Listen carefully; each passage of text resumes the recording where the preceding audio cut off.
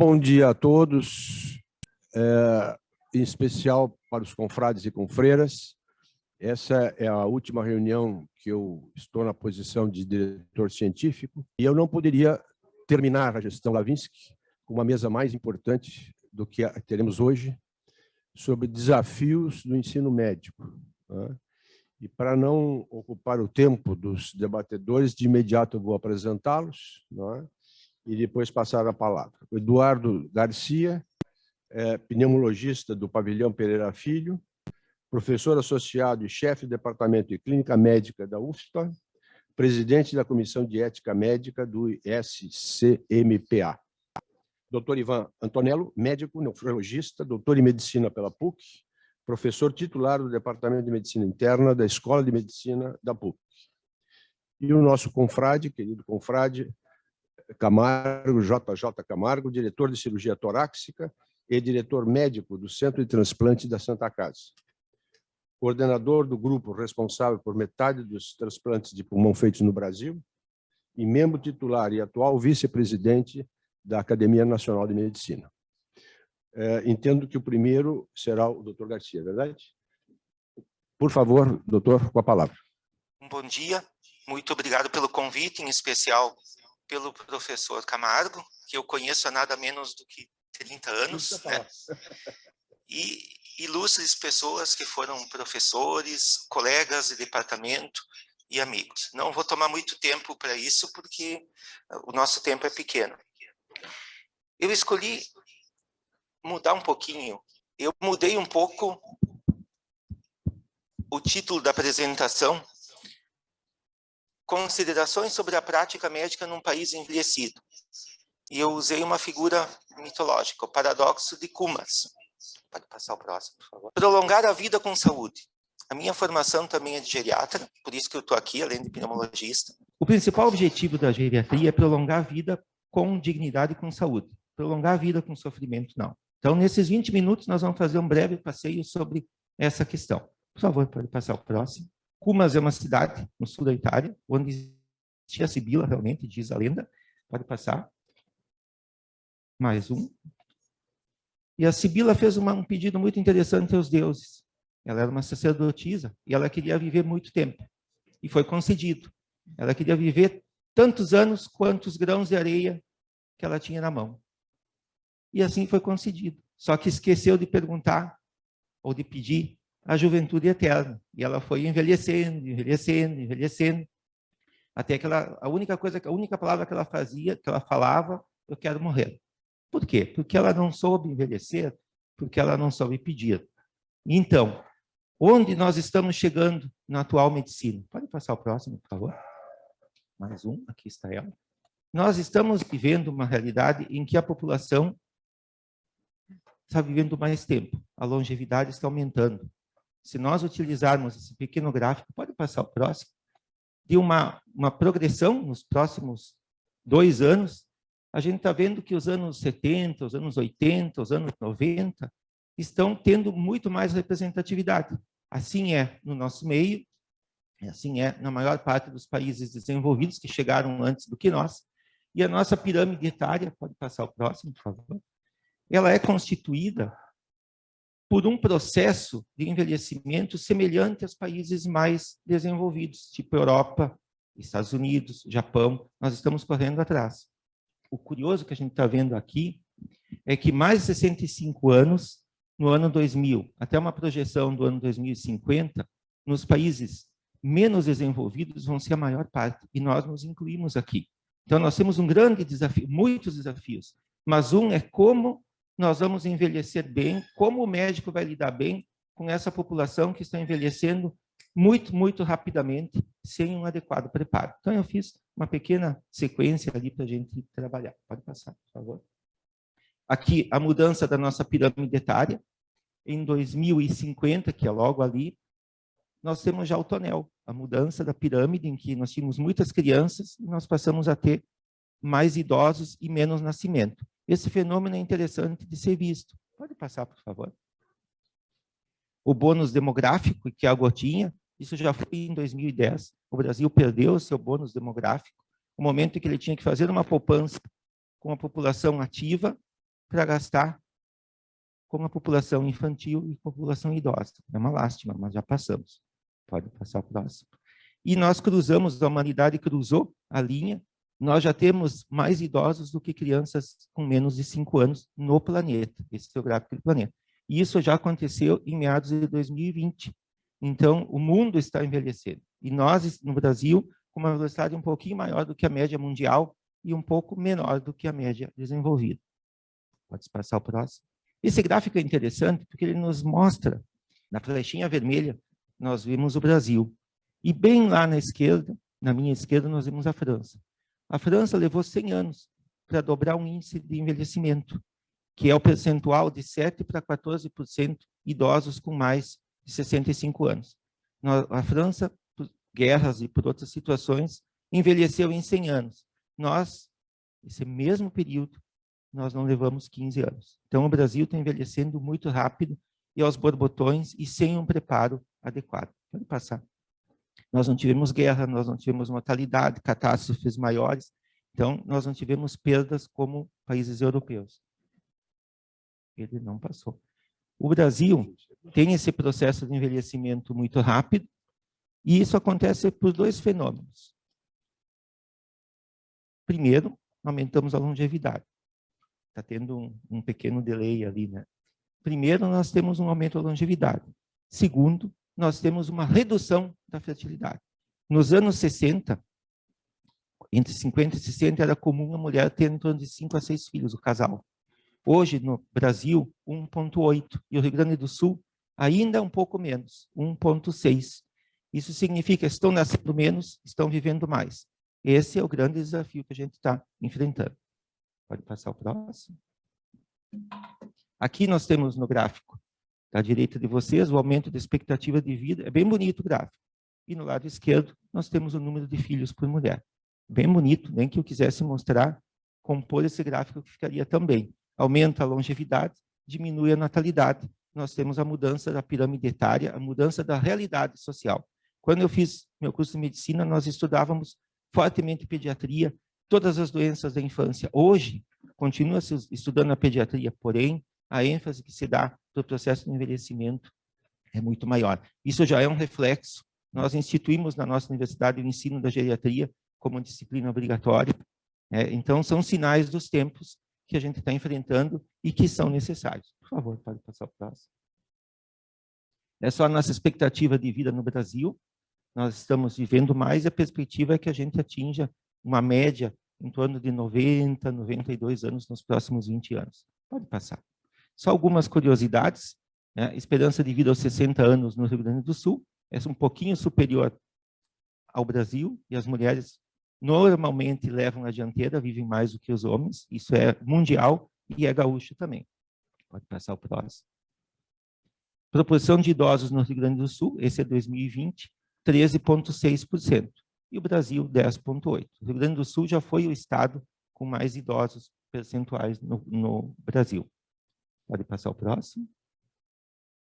Aqui as causas de óbitos nos idosos, na população idosa. Então, nós temos ali 38%, quase 40%, doenças cardiovasculares. Nós ainda temos neoplasia, bem presente, 18%, seguidos de doença pelo respiratório, que é a nossa área, e que vem crescendo muito, principalmente pela questão do avanço da DPOC e do tabagismo e dos hábitos inadequados das pessoas, que hoje estão ficando velhas, mas que fumavam nos anos 70, 80, 90 e hoje representam uma população com doença respiratória. Pode passar o próximo. E aí tem a realidade dura e triste, né, que é verdadeira, quando nós falamos em sistema de saúde, que é o custo. Né? Hoje nós somos virados em números, em custos e em um número de identificação. E não é diferente na saúde. Esse custo é um custo estimado do DataSUS. Vocês todos que trabalham no sistema sabem que não é real, é uma estimativa. Mas serve para a alusão da figura, de 93 para 179. Então, o custo médio de internação, de gastos com a saúde, no envelhecimento é pelo menos o dobro do que na idade adulta, de uma forma geral. Será que o nosso sistema está preparado? Vocês sabem que não, né? A resposta é não. Pode passar o próximo, por favor. Então, o nosso idoso. Nosso idoso é um triste retrato. Isso é da Escola Paulista de Medicina, nós não temos dado que boa parte dos nossos idosos, e foi uma grande pesquisa feita lá, não tem autonomia. Quando a gente fala perda de autonomia, é perda de capacidade de realização de atividades de vida diária. Não digo nem ir ao banco sacar dinheiro, mas muitas vezes se alimentar, levantar da cama, cuidar da higiene, criar a própria alimentação. Então, isso é uma dura realidade. Quase metade dos nossos idosos. Claro que são frequentemente ligados a idosos com condição socioeconômica cultural mais baixa. Mas esse é o nosso desafio. Esse é o nosso idoso em 2019. Pode gravar o próximo. Então, a população. Nós temos, nesse gráfico, um caminho parecido com a Argentina, com o Chile, com as economias muito parecidas com a nossa no sentido de grau de desenvolvimento. E o que a gente vê, então, é a proporção aumentada de idosos à medida que os 2050 chegam aí. Esse é o desafio do novo médico. Pode passar, por favor? Eu fiz uma pequena coletânea do que nós precisamos atentar em termos de perspectiva de cuidado. Primeira delas, dentre muitas, a saúde mental. Cuidamos relativamente bem da saúde física, mas é uma grande lacuna no cuidado com a saúde mental. Poderíamos falar muito tempo sobre isso. Abandono, depressão, uso de medicamentos, o contexto familiar, a perda das figuras da família ao longo do envelhecimento. Eu tive a sorte de ter um avô que viveu até 98 anos, e ele dizia, que desgraça ficar velho. A gente vai para a praça, ele morava no interior, e só tem velho lá. Os meus amigos morreram todos. Então, são coisas simples do dia a dia, mas que a gente nota no processo de envelhecimento e principalmente com a saúde. Pode passar o próximo. O outro desafio são os cuidados de longa duração. O idoso tem uma peculiaridade. Ele precisa de um cuidado diferente de um adulto. Assim como a criança não é um adulto pequeno, o idoso não é um adulto somente mais velho. Ele é um adulto que precisa de cuidado diferente. E esse entendimento que ainda falta em boa parte da nossa parcela médica atuando no presente momento. Principalmente entender não só instituições de longa permanência, preparar pessoas que saibam cuidar dessas situações. Isso é um desafio e grande e que nós já perdemos. Nós temos que nos atentar para isso, ensinar os nossos alunos, trabalhar as nossas universidades, não só na área médica, mas todas as áreas de saúde que suportam o envelhecimento. Por favor, pode passar o próximo. As doenças crônicas não é nenhuma novidade, elas vão aumentando, principalmente diabetes, hipertensão, doença cardiovascular e neoplasia. Pode passar o próximo. Aqui nós entramos num capítulo vergonhoso, né? Políticas de saúde, e as políticas de saúde para o envelhecimento são ainda muito primitivas, muito embrionárias. Nós temos muito pouco foco para o idoso. Começa a se falar alguma coisa, começa a se rebaixar as calçadas para passar as cadeiras de rodas, coisas assim que soam a primitivismo dentro de uma cultura que não preza ainda o envelhecimento e o idoso que envelhece ou deveria envelhecer com saúde. Pode passar o próximo, por favor. A polifarmácia, frequentemente nós temos essa realidade. Em média, um idoso com 80 anos ou mais usa, estatisticamente falando, entre 8 e 10 medicamentos para suas diversas doenças. E o cuidado e o entendimento e o conhecimento farmacológico das interações entre as medicações é bem desafiador.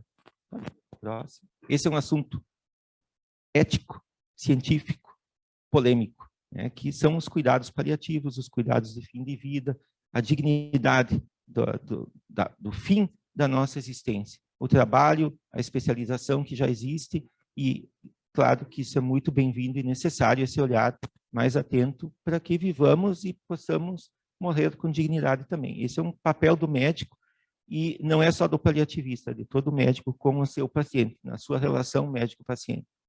Eu sou um crítico de terceirizar a paliativação. Eu acho que se eu sou o médico daquele paciente, eu vou acompanhar ele até o fim. Posso até ter alguém que me ajude, que me ensine, mas como médico eu tenho que ficar ao lado dele. Pode passar o próximo. Última parte, então, as novas medicinas. Por favor, pode passar.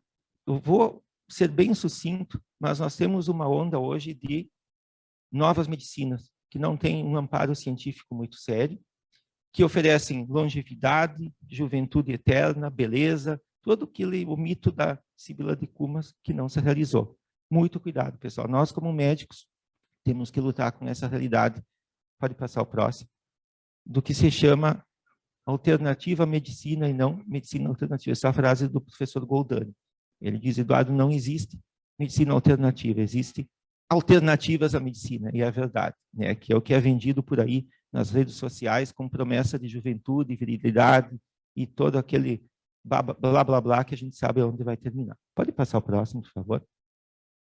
Então, nós temos que nos amparar em ciência, e isso é um fato. A maior parte das medicinas alternativas que oferecem juventude, vida eterna, etc., não tem amparo científico. Pode passar o próximo, por favor? Eu fiz uma pergunta, isso aqui é provocação, não precisa ler, certo? Eu fiz uma pergunta para a inteligência artificial. O que você acha da busca da eterna juventude? Ele respondeu, ele disse, apesar de eu ser uma inteligência artificial, que hoje é a moda, né? Ele disse, temos que ter muito cuidado. Não existe vida eterna no conhecimento de hoje e tão pouco perspectivas, mas sim melhorar estilo de vida, políticas de saúde, se cuidar, caminhar, boa alimentação, toda aquela base que nós fazemos a nossa vida toda com nossos pacientes e espero que façamos conosco também. Pode passar o próximo? E uma última reflexão, então. Em 1880, a expectativa de vida era 60 anos. E quando a criança estava aprendendo, ela virava um adulto, trabalhava e alguns anos depois morria. Pode passar o próximo? Hoje, nós já temos uma vida mais longa, nós podemos ter mais tempo de aposentadoria, de se reinventar, de etapas. E, muito em breve, pode passar o próximo, por favor, nós vamos ter isso aqui. E eu escolhi colocar a mulher, dos dois gráficos, porque a mulher vive mais do que o homem, tem uma expectativa de vida ali entre 95 e futuramente, eu creio que a gente chegue aos 100 anos, e ela está toda recheada de atividades. Mudou o perfil. Hoje nós não brincamos, estudamos, trabalhamos, nos aposentamos 5 anos depois morremos. Não. Hoje a gente faz muito mais, vive muito mais e tem muito mais perspectivas, principalmente depois dos 60 anos, outra formação, novas atividades. O professor Ângelo Machado, um neuroanatomista que escreveu o livro de neuroanatomia, ele se reinventou. Ele foi o maior experto em borboletas, depois de ter terminado e depois ele foi ser ator. Então, são coisas que ele se programou. E isso é muito bonito ver esse tipo de atividade, porque isso nos ensina a viver, a nos reinventarmos, ou dentro da nossa própria área, ou até mesmo dentro de uma nova área. Esse é um desafio para todos nós, e é uma condição que eu conclamo todos vocês para viverem, para fazerem e para ensinarem os seus pacientes e os seus alunos também. Por favor, pode passar o próximo. Então, lembrar que os custos, pode passar o próximo, que é um dentro do outro. Os custos institucionais para manter a saúde são muito altos.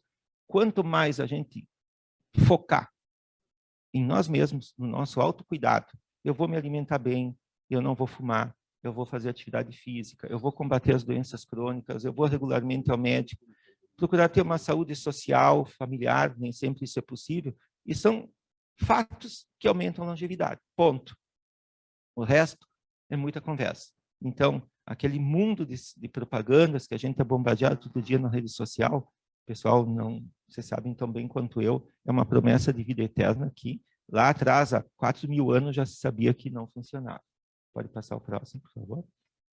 E aqui, para finalizar, pode ir apertando tudo. O nosso novo médico, né? Nosso novo médico hoje fica mais no celular, às vezes, do que atendendo e olhando para o paciente. Também vai sofrer muito do que eu estou colocando.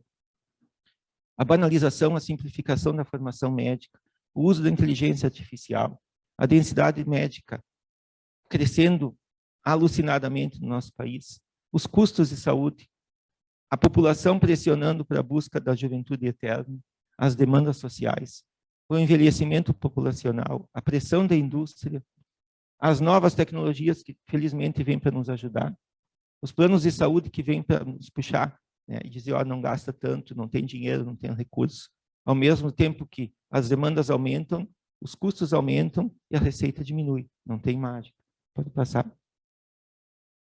E o que eu chamo que está nos invadindo ali, alternativas à medicina, e finalizo com Catão, né, que diz que uma coisa muito sábia, que nós temos que achar a beleza em qualquer fase da nossa vida, independente de qual seja ela. Muito obrigado. Muito obrigado, doutor Eduardo Garcia. Lhe passo o certificado. E agora dou a palavra para o doutor Ivan Antonello. Bom dia a todos.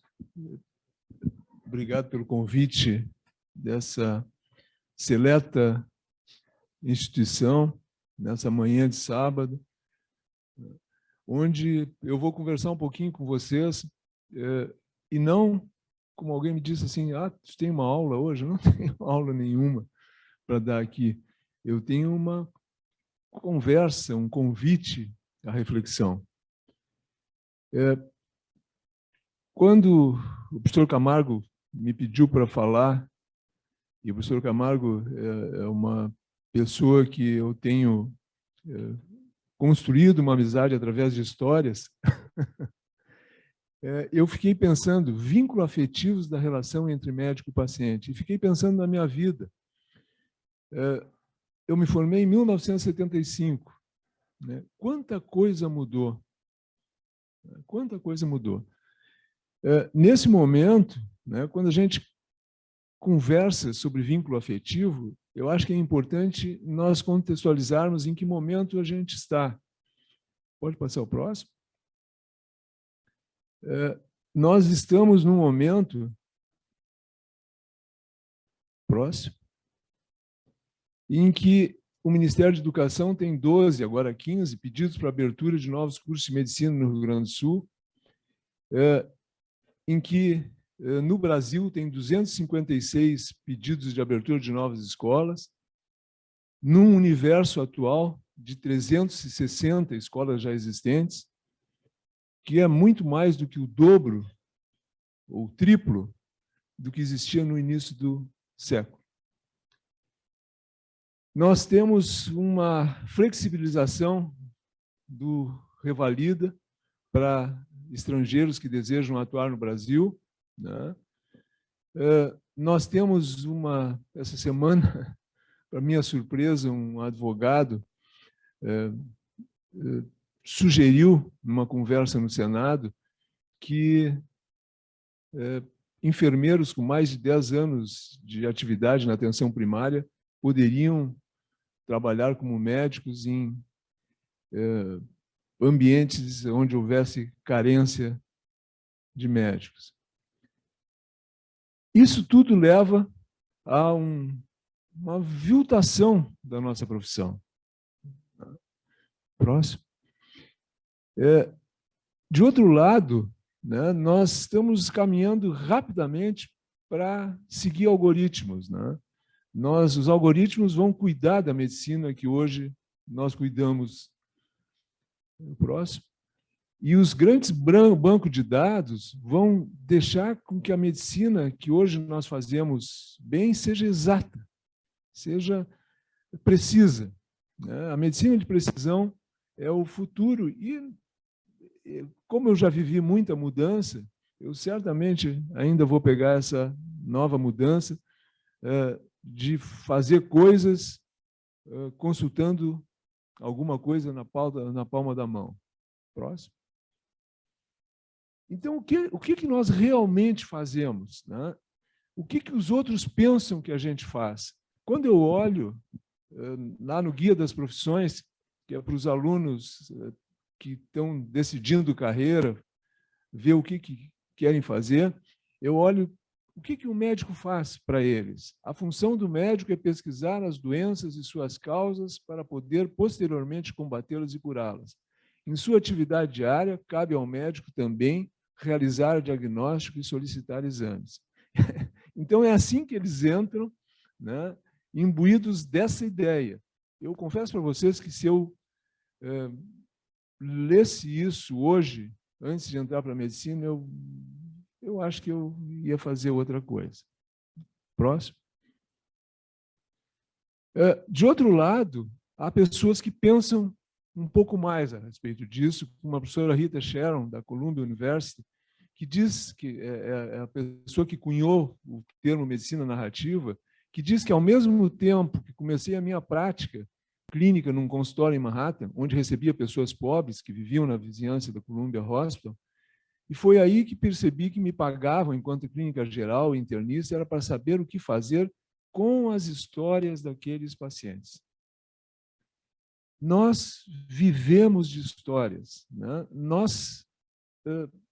Todos vocês provavelmente têm muita história para contar. Próximo. Mas eu, ao menos, vou falar de mim, né? Formado em 1975, eu aprendi que o melhor para mim era a neutralidade afetiva. Porque se eu fosse neutro afetivamente, eu conseguiria cuidar melhor do meu paciente. Próximo. Eu aprendi sobre neutralidade afetiva como um atributo necessário para uma relação adequada entre médico e paciente. Eu aprendi e acreditei. Próximo. Aprendi sobre neutralidade... O próximo. Na realidade, a neutralidade afetiva é a ausência de afeto. É a expectativa de que um médico, em sua atividade, deve buscar e manter a objetividade quando se relacionar com o paciente. Muitas vezes é baseado em noções da objetividade da medicina como em um campo científico. Isso no século próximo, no século XIX, né, foi cunhado esse termo. Eu aprendi que a isenção me tornaria mais capaz de solucionar os problemas em saúde. Olhar com distanciamento me levaria a discernir os melhores caminhos para tratar a doença. Próximo. Quando eu penso nisso, né, enquanto o computador pensa naquilo, eu lembro que eu aprendi na escola tudo sobre doença, ou pensava ter aprendido tudo sobre doença.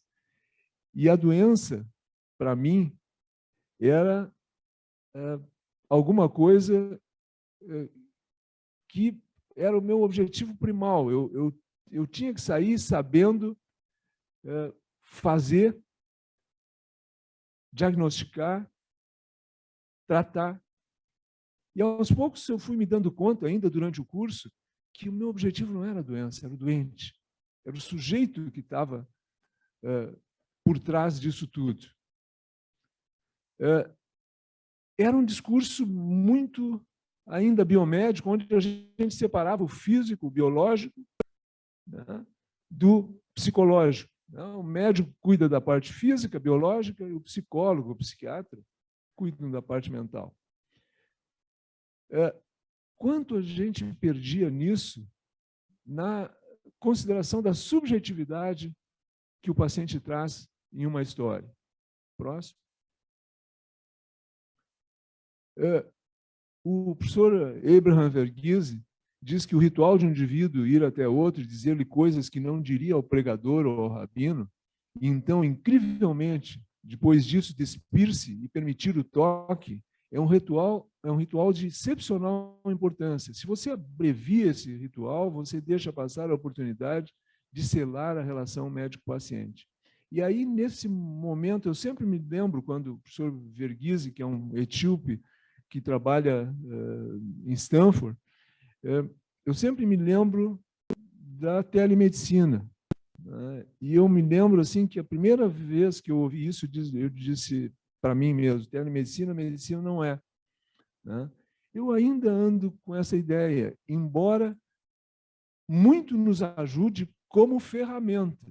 A telemedicina é uma ferramenta que é parecida com os que os pediatras usavam, né, de noite, ouvindo as mães ansiosas com os problemas de seus filhos. Né? Eram ferramentas. O telefone era a ferramenta do pediatra atendendo a mãe, e a telemedicina é uma ferramenta que o médico pode usar. Mas não é nada mais do que uma ferramenta, porque a medicina ela é muito maior do que isso e entende um contato pessoal entre duas pessoas. Próximo. Aos poucos, então, eu fui descobrindo que meus pacientes crônicos poderiam ser incuráveis, mas não eram incuidáveis. Eu lembro remotamente, já posso dizer isso, pensando que eu estou com quase 50 anos de formado, eu lembro remotamente que um dia, eu tinha uma equipe de clínica médica no Hospital São Lucas da PUC, e um dia eu cheguei numa segunda de manhã e os acadêmicos que estavam comigo, eu era bem jovem, né, eles me disseram: professor, tem um paciente da sua especialidade aí, tem uma doença renal crônica no leito 606. Aí eu fui com eles até lá, vi o paciente com eles, conversei com o paciente com muita dificuldade, porque o paciente estava sonolento, respondendo com dificuldade, e o residente, o que me chamou a atenção nesse contato todo é que o residente, ao chegar, disse: olha, esse é o Dr. Ivan Antonello, é o chefe da nossa equipe, e vai trabalhar conosco para sua melhora. Eu achei assim meio fora de propósito, o paciente meio sonolento, vai lembrar do meu nome depois? Claro que não, né? Mas achei estranho e diferente do que eu estava acostumado, o que foi apresentado pelo residente. Fui vê-lo no dia seguinte, com os alunos, no dia seguinte, ele começou diálise e uma semana depois eu entrei no quarto e ele disse: quando o senhor entra no quarto, eu fico muito tranquilo. Esse seu sorriso calmo me tranquiliza. Eu nem sabia que estava sorrindo quando conversei com ele. Eu me lembro que eu fui para frente do espelho de noite para ver o que tinha no meu sorriso de tão maravilhoso. E ele me tratou pelo nome. Então, na sua sonolência, ele aprendeu o meu nome porque o residente disse aquilo. E eu comecei a entender um pouco que tinham algumas coisas mais do que aprender sobre o que fazer, que droga dá, qual é o diagnóstico. O próximo. Eu aprendi assim que os pacientes crônicos podiam ser cuidados ainda que não desaparecesse a doença. E não desaparece nos pacientes crônicos. Era como se fizesse muito frio e eu lhe desse um cobertor. O frio, ele mesmo, continuava existindo, mas a pessoa que se agasalhava, se sentia melhor. E o melhor disso é que eu me sentia também melhor. Próximo. Isso é a minha trajetória, né? Eu aprendi sobre doença, aprendi depois que era doente, depois eu aprendi que o meu negócio não era doença, era saúde, e finalmente que não era o doente, era a pessoa que chega no consultório, doente ou não, procurando para saber alguma coisa que gostaria que eu o ajudasse. Próximo. E isso muda um pouquinho a visão da gente, da técnica de curar para a prática de cuidar. Isso muda um pouquinho a neutralidade afetiva para vínculo afetivo. Próximo. O vínculo terapêutico é a relação de confiança que se estabelece entre o médico e a pessoa que o procura. Próximo. A professora Heloísa Grossman, que é uma professora, é uma pediatra da UERJ, do Rio de Janeiro, ela disse, num artigo de 2014, mas ela já vem dizendo desde o início do século, essa frase que eu acho que é muito boa. As pessoas se expressam pelo olhar, pelo toque, pela fala e até pela não expressão. Aventurar-se nesse universo exige dos profissionais de saúde encontrarem formas adequadas de ouvir, de olhar, sentir e interpretar. Próximo. Então, assim, o vínculo terapêutico, embora a gente não saiba, às vezes, a gente está construindo na expressão facial, na comunicação verbal, na não verbal, na postura corporal, no volume da voz, no equilíbrio emocional, no tom de voz, no contato visual. O sorriso, sim, é importante. Próximo. Eu gosto muito desse quadro, que é um quadro que ganhou no Simers um concurso que mostra o médico e a paciente, né? Vocês veem que o médico acolhe, tem o braço atrás, que o médico escuta, imagino que a paciente esteja falando porque ela está mexendo os braços, que ele inclina o dorso para escutar melhor, né? Então, todo esse acolhimento faz diferença, Porque nem sempre o sofrimento do paciente é o nosso sofrimento. Eu sofri muito e sofro ainda pela dificuldade de fazer um diagnóstico. O paciente, às vezes, sofre porque tem dor. E se eu der mais importância, no primeiro momento, ao meu diagnóstico de dor, eu vou perder a oportunidade de ajudá-lo. Próximo.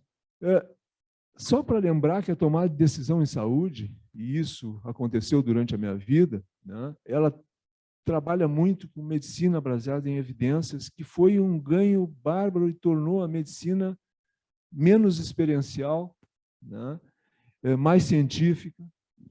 Mas nós não podemos substituir, nós precisamos ainda da experiência das pessoas que veem coisas e nós precisamos da narrativa do sujeito. Porque o paciente tem uma narrativa que, se a gente souber escutar, vai muito além da necessidade de estar ali para obter um diagnóstico. Próximo. Então, como eu posso saber se eu estou fazendo a coisa certa? Conhecendo as melhores evidências para o caso, naturalmente, escutando o que o paciente diz, não tendo vergonha de ser afetivo, isso é uma coisa que às vezes nos assola, entendendo que só o paciente sabe o tamanho e o peso do seu sofrimento, de suas necessidades e quando precisa repartir, aprendendo que há pacientes incuráveis e que morrem logo, e que outros sobrevivem à doença, mas não afastam nunca, e vêm contá-la muitas vezes a seu médico, e cada vez é diferente, embora seja a mesma. E escutando o que os pacientes nos contam sobre estar no caminho certo. Eu lembro que, recentemente, para mim, são alguns anos, né, que alguns anos atrás, nós temos um projeto com a Faculdade de Letras e os alunos de medicina, em que a gente trabalha a escuta. Os alunos escutam histórias de paciente e eles tentam interferir o menos possível. Eles já não fizeram semiologia ainda, então eles não têm que interferir. Eles têm que perguntar: por que o senhor chegou aqui? E o paciente fala. Num determinado momento, na hemodiálise da PUC, uma paciente diabética, cega, estava contando a história e disse, de repente, a melhor coisa que eu mais gostaria de ver é meus netos formados. E aí o paciente que estava na máquina ao lado, na hemodiálise, disse: tu não vai ver teus netos formados, tu não enxerga, tu não vê. Bom, a acadêmica, né, no seu segundo ou terceiro semestre, né, ficou assustada porque começaram a discutir. A outra disse: eu não te pedi para te entrar na conversa com a doutora. E aí começou uma discussão ali e ela saiu de fininho e foi me chamar. Disse: professor, nós estamos com um problema lá. Aí eu cheguei lá, né, e tentei acalmar. Eu disse: calma, calma. Assim, ó, ele não quis dizer isso exatamente, tu não entendesse bem o que ele quis dizer. Ele disse: não, eu quis dizer isso, né, para me ajudar. Aí eu disse: não, tu entende que ver é estar presente, é outra coisa, não é exatamente. Ele disse: não, é que cego faz muito mimimi. Eu fiquei sem saber muito o que fazer, mas garanti a eles que eu ia separá-los, que eles iam ficar longe um do outro para aquilo não acontecer de novo, já que eles não se entendiam. O paciente, que era o paciente que foi agressivo naquele momento, na minha opinião, daquele momento, era um paciente que eu acompanho há muitos anos, né? Paciente irônico, paciente assim muito crítico. Eu lembro que no consultório ele dizia: doutor, o senhor ainda continua com essas folhas de papel ainda? Não é hora de passar para o computador? Então, era um paciente extremamente crítico, e eu conhecia há muito tempo. E quando eu falei em separar, né, ele, depois da diálise, veio me procurar e disse: doutor, não precisa nos separar. Eu disse: tu acha que tu consegue ficar quieto, segurar? Ele disse: doutor, eu nasci cego. E aí eu me dei conta de uma coisa evidente que estava eu vidente, né? E não tinha percebido, que os dois eram cegos e um era cego desde o nascimento, que era o meu paciente crônico. A mãe teve toxoplasmose na gravidez e ele ficou cego. A outra era cega por diabetes. Então, ela tinha estado vidente e perdeu a visão. Ela perdeu coisas. O paciente que nasceu cego, ele era um nativo da escuridão, ele tinha ganho coisas, ele aprendeu Libras, ele lidava bem com o computador, né? Ele tinha aprendido a navegar ali. E um mês depois, eu entendi por que ele me disse que não precisavam se separar. Estavam eles dois conversando e ele receitando livros para o paciente ouvir. Então, assim, eu fiquei assim, extremamente grato àquele paciente que me ajudou a resolver essa situação, porque ele me mostrou, né, realmente que o que precisava, que ela precisava, era de um guia na escuridão e ele estava apto para fazer isso. Próximo. Pacientes têm histórias e o vínculo afetivo permite que pacientes crônicos tenham histórias em comum com seus médicos. Próximo. Isso é o Kintsugi. Kintsugi é uma técnica japonesa, uma arte japonesa de reparar cerâmica quebrada. E a reparação é com ouro, platina, né? E aí o vaso, depois da reparação, fica muito mais valioso. Próximo. Então, assim, a arte de consertar, de juntar os pedaços, de reconstruindo, deixar gravada a valiosa cicatriz ou a importante memória da experiência. Eu acho que é uma metáfora do vínculo entre o médico e o paciente. A arte de aceitar as imperfeições e aprender com elas. Próximo. Se soubermos tudo da doença, o máximo que conseguiremos num incidente é cuidar dela. Se tivermos conhecido o sujeito, como era, como é, talvez possamos recompor bastante do que foi quebrado e cuidar dele. Próximo. E nós temos, nesse concerto, cicatrizes parceiras, né? Nós construímos juntos. Então, certamente, não há vínculo maior do que esse. E, para finalizar, próximo, eu gosto muito desse, e mostro para os alunos no primeiro, no terceiro, no quarto ano, e é interessante como eles mudam a interpretação desse poema do Ciro Martins, né? Psiquiatra, psicanalista de Quaraí, e grande escritor, e que dizia assim: pois fica decretado, a partir de hoje, que médico é gente também. Sofre, chora, ama, sente, e às vezes precisa falar. O olhar atento, o ouvido aberto, escutando a tristeza do outro, quando às vezes a tristeza maior está dentro do seu peito. Quanto a mim, fico triste, fico alegre e sinto raiva também. Sou de carne e osso e quero que você saiba isso de mim. E agora que já sabe que sou gente, quero falar de você para mim. Eu acho que isso resume a ideia de vínculo afetivo entre médico e paciente. Obrigado. Muito obrigado, doutor Antonello. Seu certificado. E agora, com a palavra, o sempre presidente Camargo. Bom dia a todos. Eu agradeço ao Sérgio o convite para participar desse encontro e poder reencontrar aqui pessoas que pensam do mesmo jeito. Não por acaso, o Eduardo Garcia e o Ivan Antonello participam do curso Medicina da Pessoa, que é um curso que nós estamos na 3ª edição, com o apoio de 29 faculdades de medicina do Brasil e com 906 alunos inscritos. E eu queria, a propósito, agradecer o apoio do Sindicato Médico, na pessoa do Marcos Rovinski, que teve a sensibilidade de julgar útil ajudar um curso dessa grandeza, não para o presente, mas para o futuro imediato dos médicos em formação. Nós vamos falar sobre como monitorar a qualidade do atendimento médico. E uma coisa muito clara é que os avanços médicos ao longo da história tiveram entre si intervalos de décadas, às vezes de séculos. de repente, o conhecimento médico acelerou com a interação entre as diferentes áreas do conhecimento humano. E, no meu tempo de vida e no tempo de vida da maioria dos que estão aqui, a medicina avançou mais do que em toda a história da humanidade.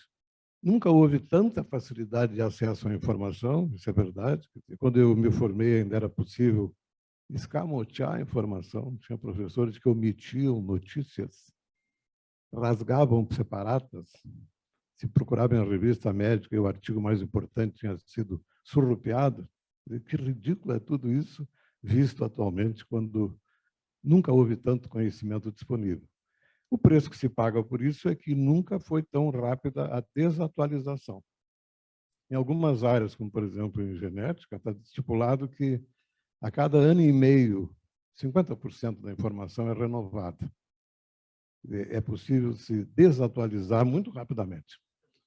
O grande paradoxo é que, apesar de todas as conquistas, inegáveis conquistas, festejáveis conquistas, é constrangedor a gente descobrir pacientes idosos falando com nostalgia dos médicos de antigamente.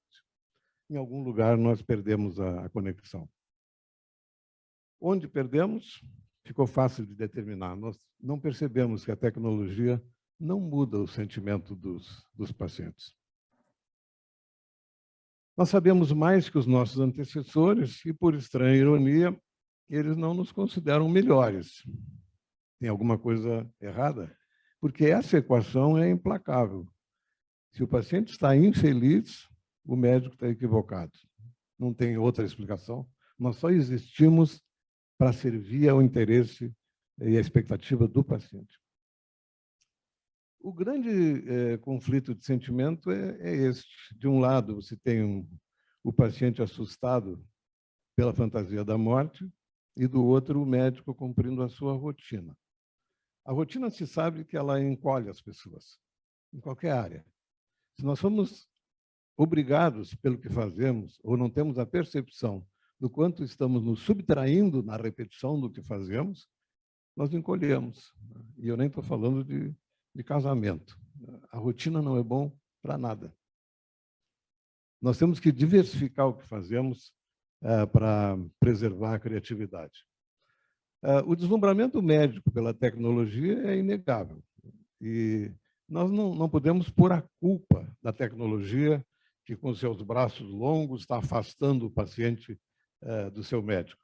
Mas nós não podemos permitir que a tecnologia substitua a figura afetiva do médico, como já foi brilhantemente apresentado pelo Ivan adiante. E essa é uma verdade que os médicos, em geral, não percebem, que aquilo que encanta ao gestor, ao diretor do hospital, ao professor, não necessariamente encantará os pacientes. Eu vivi uma experiência, não faz muito tempo, um amigo meu que é muito tosco e muito rico. Ele passou por uma experiência numa das melhores UTIs do mundo para fazer uma ablação. E quando eu quis saber como é que tinha sido a experiência de ser atendido num dos melhores hospitais do mundo, ele me disse: e tu sabe que aquela droga, além de cara, não tem Wi-Fi? A necessidade dele, objetivamente, era se comunicar. O quanto se festejava a tecnologia disponível, a ele parecia obrigação. Os médicos não percebem que o afeto está nos pequenos detalhes. Eu gosto de contar a história de uma menina da ala de oncologia da Santa Casa, 9 anos, com leucemia. Quando eu entrei no quarto para vê-la, ela estava chorando, virada para a parede. E quando eu quis saber por que chorava, ela me disse: porque a doutora Daniela, que é a única médica que aquece o estetoscópio para me examinar, vai sair de férias. Quer dizer, é um exagero? Não é. Quer dizer, se nós considerarmos a agressão de um estetoscópio gelado no nosso inverno de agosto, na pele delicada de uma criança, isso é um absurdo que ninguém pense o quanto isso é uma agressão desnecessária. Né? Adiante. A perda da solenidade e a desvalorização da identidade. Isso eu acho que é um pecado imperdoável. Eu digo aos meus residentes: se você não se lembra do nome do paciente, não entre no quarto. E não pretenda, com diminutivos pretensamente carinhosos, substituir esse fator tão importante do contato humano, que é a identidade. Adiante. Chame uma pessoa humilde pelo nome e você vai descobrir qual é o valor da identidade. E se você requintar com o sobrenome, essa experiência, para ele, é inesquecível. A solenidade, eu gosto muito desse trecho de um filme do Pat Adams, Incompatibilidade de Máquinas Existe. Bom, eu recomendo que vejam o filme, ele é maravilhoso. E essa é uma cena em que um professor com um bando de alunos interrompe uma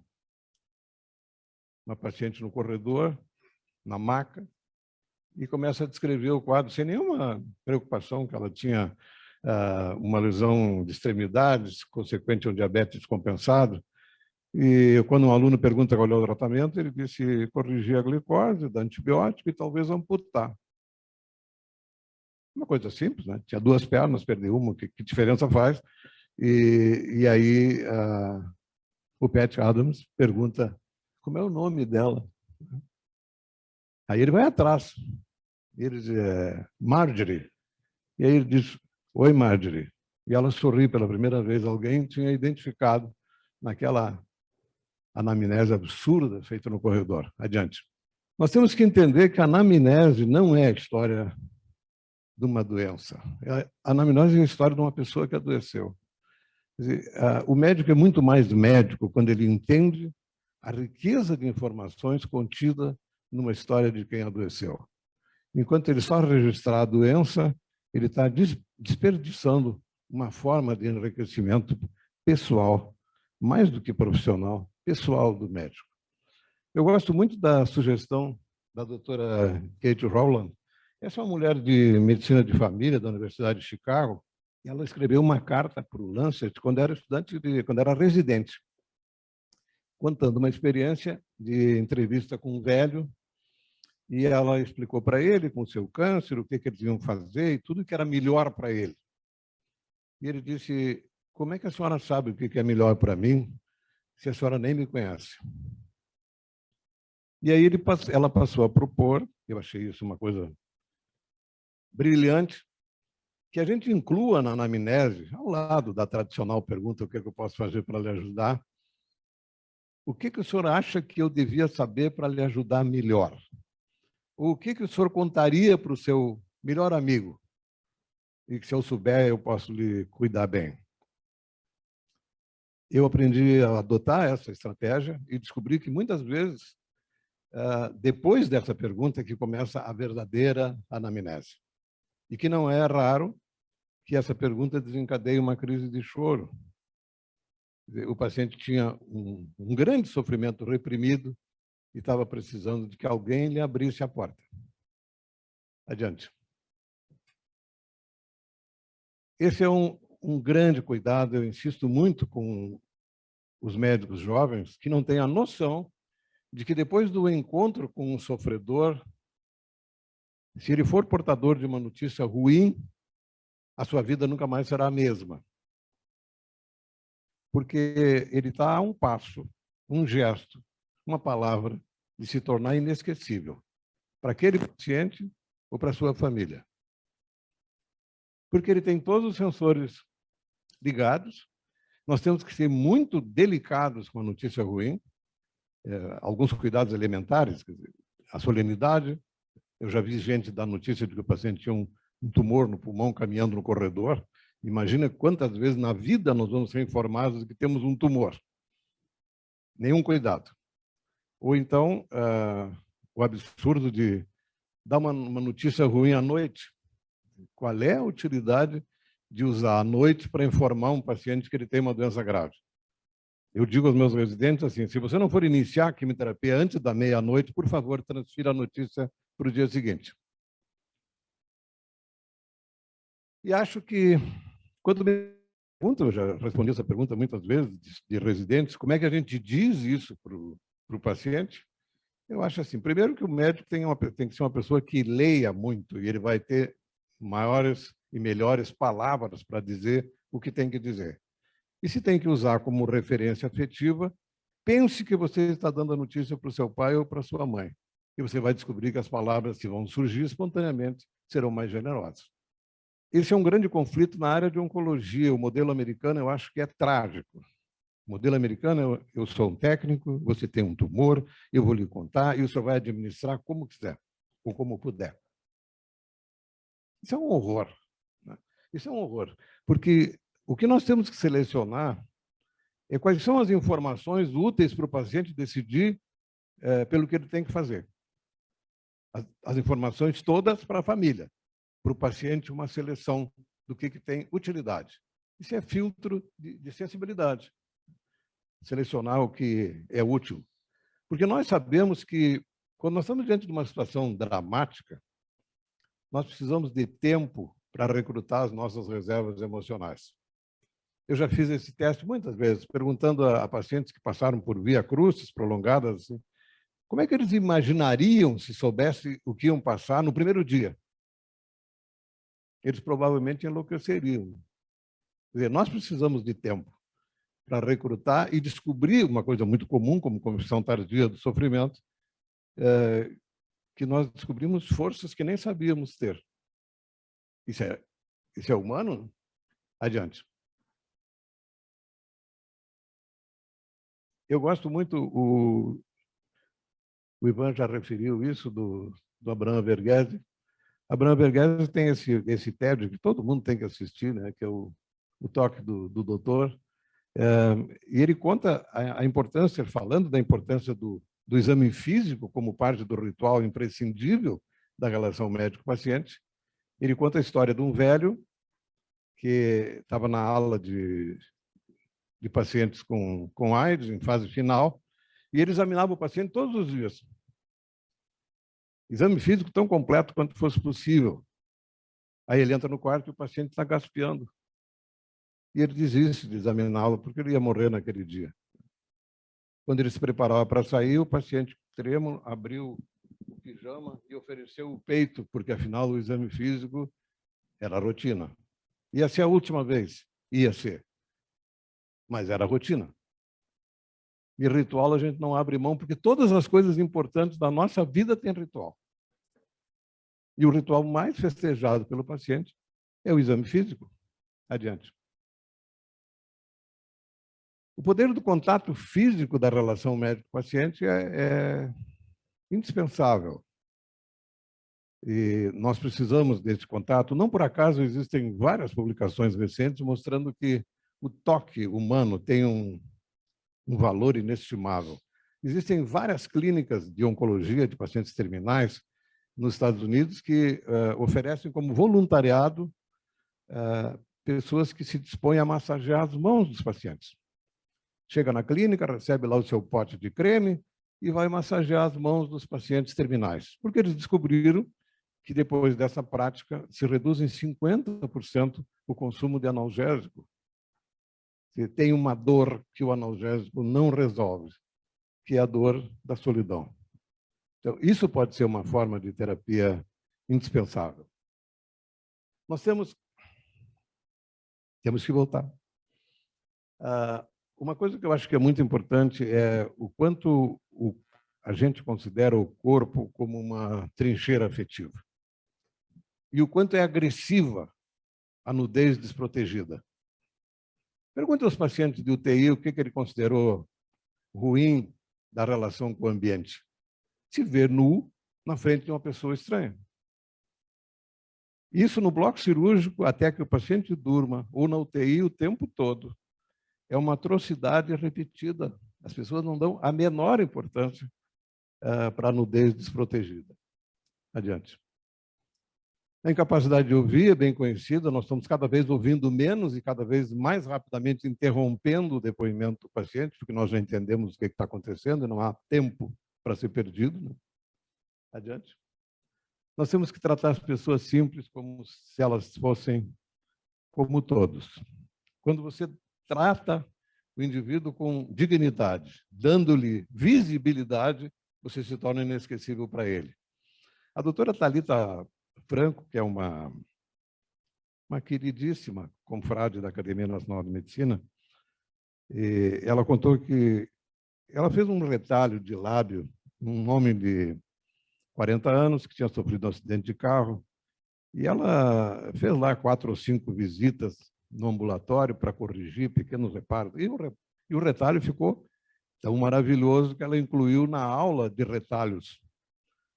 E, passados 20 anos, abre a porta do consultório e o cara olha e diz: doutora Thalita, a senhora ainda continua atendendo aqui? Que maravilha, não esperava lhe encontrar.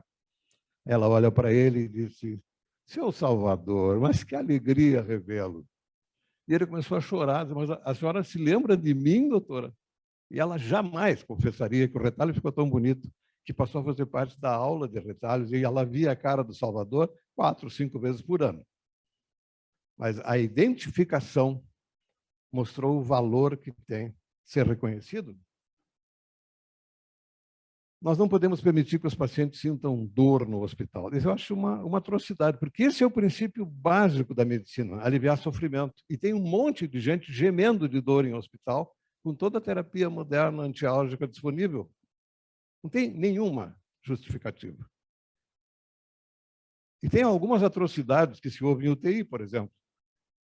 Só um pouquinho, faltam uns 10 minutos para a dose do analgésico. Se falta 10 minutos e já está doendo, a dose está errada, o esquema está errado. Não tem nenhuma explicação racional para que alguém sofra à espera do horário para receber o analgésico. Adiante. Isso é uma coisa que eu aprendi e faço muito. O paciente passou por uma experiência sofrida, longa. Pergunta para ele o que foi inesquecível. E aí a gente vai se surpreender muitas vezes de descobrir que o que ele considerou inesquecível, o médico nem percebeu. Isso é humilhante da relação médico-paciente, esse distanciamento. Eu vivi uma experiência muito didática. Eu atendi um paciente que foi mandado do Mato Grosso, tinha passado por uma experiência muito ruim em São Paulo, numa avaliação para transplante de pulmão. Depois de 4 ou 5 meses, ele foi considerado contraindicado, porque tinha uma hérnia de hiato que ia causar problema no pós-operatório. Eu achei uma bobagem, porque o transplante era do pulmão esquerdo e pela mesma via de acesso era possível corrigir a hérnia. Teve um pós-operatório maravilhoso. E no dia da alta eu fui me despedir dele. E aí, provavelmente, eu estava mais carente naquele dia do que normalmente eu sou. Eu lhe perguntei o que foi inesquecível nessa experiência. Ele me disse: olha, de tudo que aconteceu aqui, foi a chegada no hospital. Por quê? O senhor lembra que o senhor me chamou 2h30 da manhã? Eu cheguei no Dom Vicente Scherer com tanta falta de ar, mas eu estava com tanta falta de ar que eu nem me animei a acompanhar a minha mulher no estacionamento, apesar de saber dos perigos daquela hora. Entrei na recepção e lá tem uma moreninha com um sorriso lindo. Ela se chama Ana Lúcia. E ela me disse: o senhor nem sente, porque a burocracia eu faço depois com a sua esposa. O senhor vai subir para a UTI, eles vão lhe preparar para o transplante. E aí, doutor? Ela me ajudou a carregar o carrinho do oxigênio até o elevador. Quando a porta do elevador ia fechar, ela pôs a mão, a porta reabriu. Ela entrou no elevador, me deu um beijo e me disse: boa sorte, eu vou rezar para o senhor. Vocês foram maravilhosos comigo. Agora, o que eu nunca vou esquecer foi a sensibilidade daquela menina, que foi capaz de perceber a minha dor e a minha solidão naquela madrugada fria, e foi capaz de ser doce e generosa comigo. E aí ele fez uma pausa, porque eu devo ter ficado com uma cara de desânimo, porque ele disse: o transplantezinho de vocês foi bem legal. Quer dizer, veja, o que era importante, inesquecível, foi o que significou a contemporização, o entendimento do que era o maior sofrimento naquele instante. Contabilizar manifestações de gratidão é uma obviedade. Eu digo para os residentes como um sinalizador. Assim. Uma semana, nenhum muito obrigado, doutor, luz amarela. 2 semanas fazendo atividade humana que é uma usina de gratidão. Ninguém se sentiu despertado a lhe agradecer. Eu acho que você está precisando de terapia. Tem alguma coisa muito errada. Entender o significado da doença para o paciente é um estágio de maturidade profissional. A gente tem uma tendência a achar que doença é vista pelo médico e pelo paciente da mesma maneira. Não é. A doença, como uma abstração da realidade, ela está nos livros, nos compêndios, nos laudos de patologia, de tomografia, a doença visível para o doente é a percepção do sofrimento. É a única percepção que ele tem da doença, e é disso que nós temos que entender.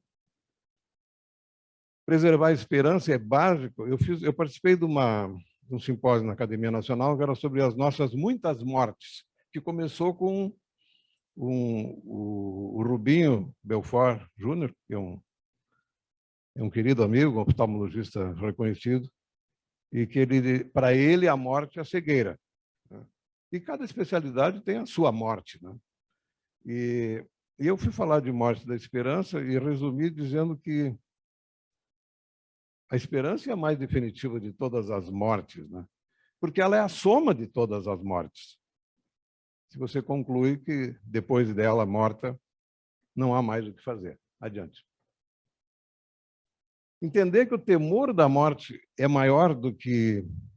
O temor da solidão, do abandono, é maior do que o medo da morte, é um consenso que só os pacientes têm muito claro. Os médicos não percebem isso.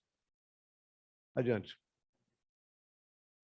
A solidão é a doença mais prevalente. Tem uma pesquisa feita no Hospital Universitário no Rio, em que se entrevistou pessoas de um ambulatório de convênios. Quer dizer, o indivíduo não precisa pagar a consulta. E se descobriu que 70% das pessoas que consultavam lá não tinham doença orgânica. O que eles estavam buscando? Alguém que as ouvisse. Imagina o tamanho da decepção para muitos deles, né? Ouvir, conversar com pessoas teoricamente treinadas a ouvi-las. A solidão é uma doença terrível. Nós temos que entender que a condição básica de ser médico é gostar de gente. O professor Rigato dizia isso, né? Antes de ser um bom médico, nós temos que ser uma boa pessoa. Sem esse início, não vamos a lugar nenhum. Adiante.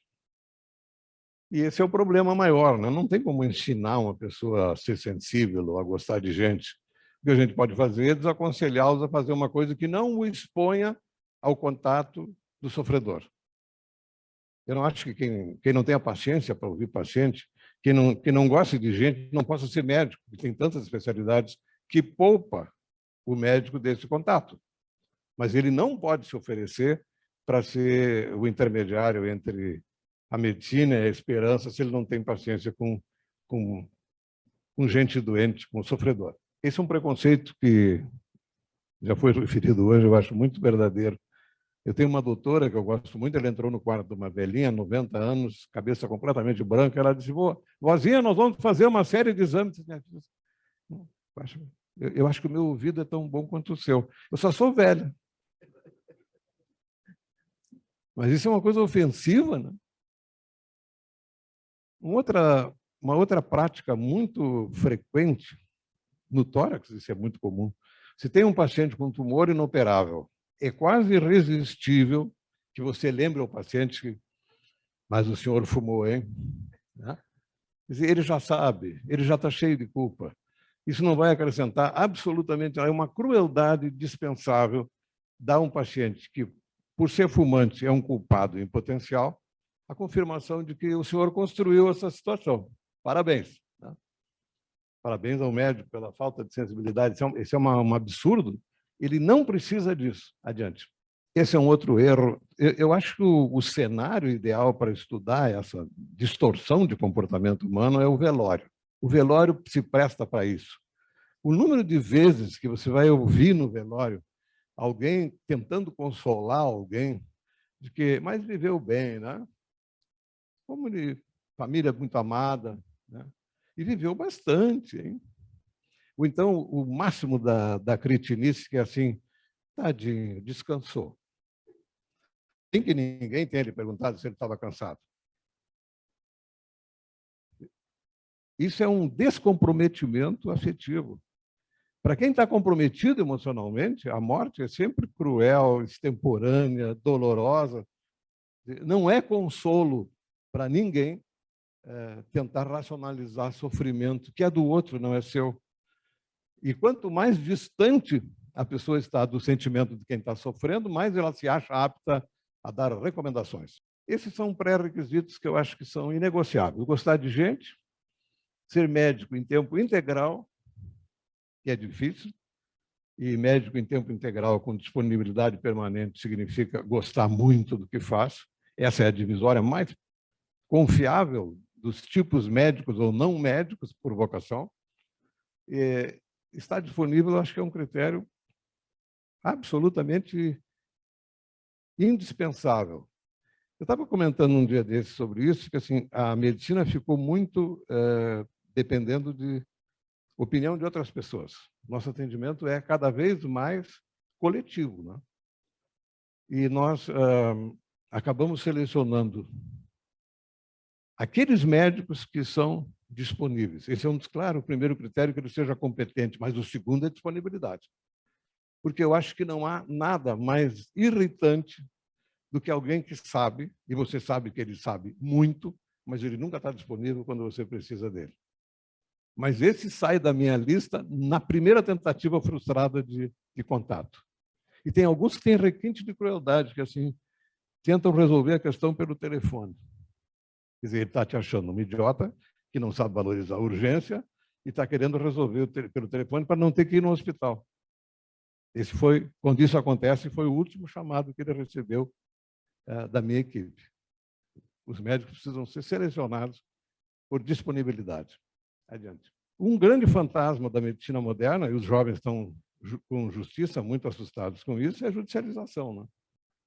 E o que nós podemos fazer? Bom, a medicina ficou mais invasiva, os pacientes são mais esclarecidos, o sistema de saúde público é cada vez mais cruel, é excludente, e o médico é o representante da medicina nessa relação bilateral. Quem é que é o culpado? Deve ser esse cara que está na minha frente.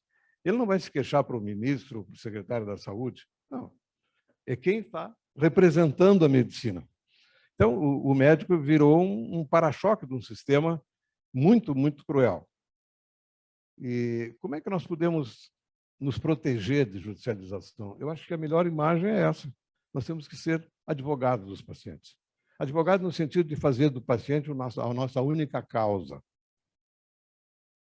E essa é uma experiência que se repete. Se o médico sempre tomou o partido do paciente na oferta do melhor tratamento, da melhor alternativa, e deu tudo errado, ele vai ter quem o defenda.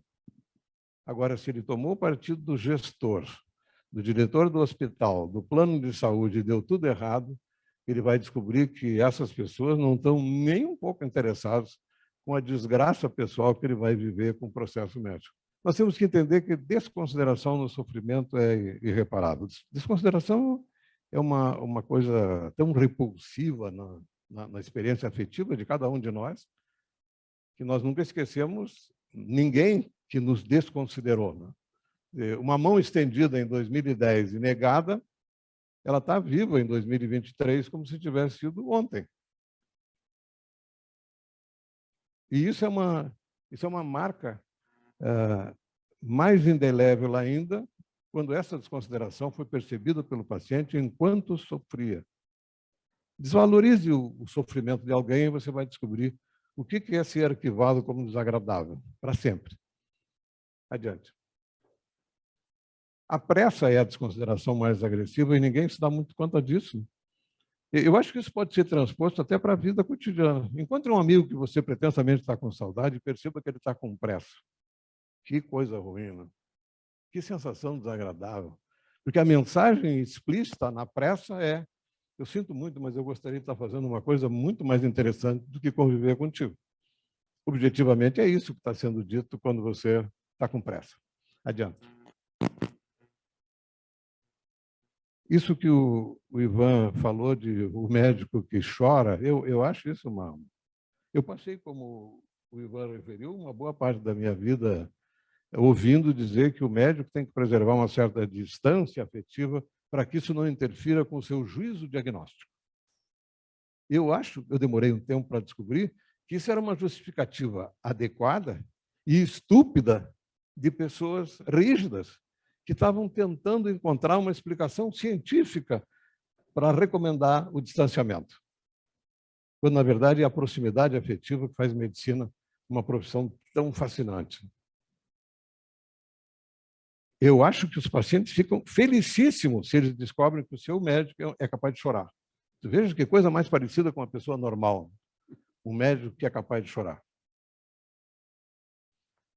Por isso que as melhores escolas médicas já incorporaram humanidades nos seus currículos. E acho que tem algumas escolas, como começou com a Universidade de Salamanca, que incorporou a seguinte rotina: o primeiro semestre da Faculdade de Medicina é sobre humanidades. Depois é que você vai fazer o curso médico convencional. Porque nós temos uma experiência horrorosa, né? O nosso primeiro contato com a Faculdade de Medicina é o trote, que é um bullying absurdo, ridículo. Quando você sobrevive ao trote, você vai trabalhar com cadáver. Que bela introdução para a sensibilidade humana. Adiante. Nós temos que desenvolver inteligência emocional. A inteligência emocional é a arma humana mais definitivamente segura de preservação da atividade como médico de verdade. A ideia de usar a arte como forma de humanização é perfeitamente compreensível. Quem não se comove com uma peça de teatro, com uma pintura, com uma escultura, com uma poesia, com um filme, essa pessoa não tem jeito de resolver conflitos humanos. Eu faço isso muito no curso de graduação. Lá pelas tantas eu pergunto, uma pergunta para os garotos: quem é que chora no cinema? Às vezes umzinho assim. Aí eu recomendo para as meninas: esses brutamontes para casar, não, né? Se eles não são capazes de entrar numa história e se emocionar, eles vão se emocionar com o quê da vida comum? E as pessoas têm dificuldade de assumir que é possível se emocionar com arte, por exemplo. Adiante. Bom, eu acho que a coisa que nós temos que trabalhar, especialmente em tempos de inteligência artificial, é com o sentimento humano. Isso é que vai distinguir os médicos da máquina. E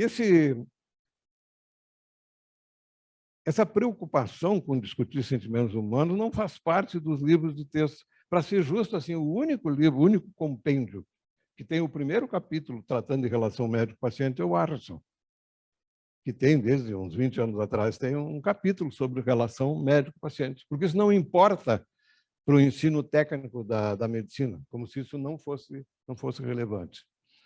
Então, o que nós podemos fazer para nos socorrer dessa deficiência do ensino médico é literatura, né?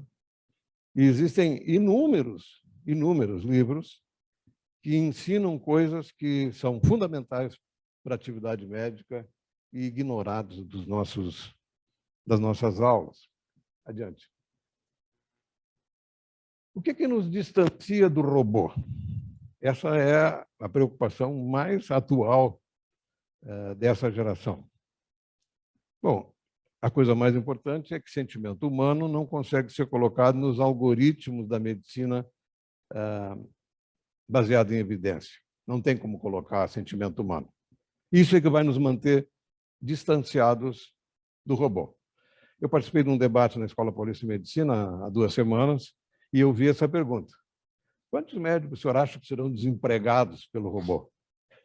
Eu disse: olha, isso ninguém pode dizer, mas eu tenho uma ideia, porque eu sei quem serão os primeiros. Os primeiros eu sei quem serão. Serão aqueles que, por rigidez afetiva, mais se assemelhem ao robô. Porque eles estarão numa desvantagem absurda em relação à coleção de informações, é impossível essa competição, e do ponto de rigidez afetiva, eles se parecem com a máquina. Então, o que tem que acontecer com esse médico? Ele tem que ser demitido, porque ele é caro e inútil. Ele não acrescenta absolutamente nada. Adiante.